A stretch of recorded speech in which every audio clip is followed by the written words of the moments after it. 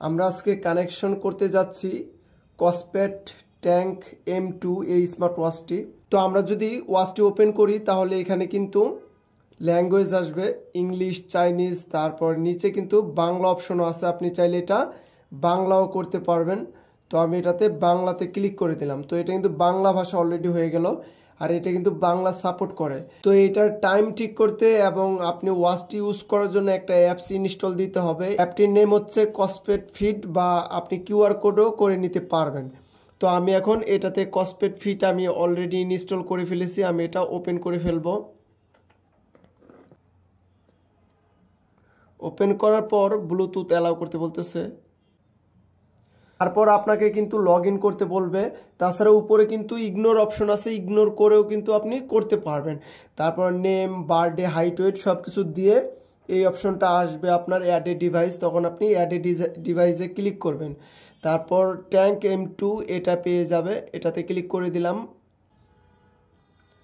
তো আমার কিন্তু অলরেডি কানেক্ট হয়ে গেছে। তারপর আমরা উপরে বাটনে প্রেস করব।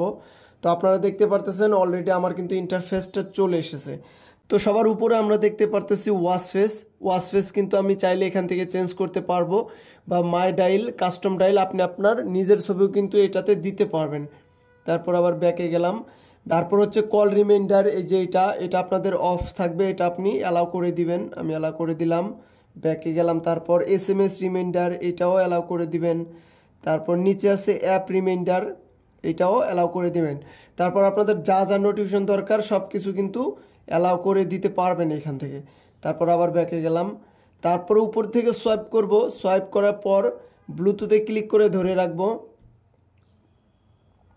তারপর এখানে আমার ট্যাঙ্ক M2 এটা পেয়েছি কিনা আমাকে একটু দেখতে হবে।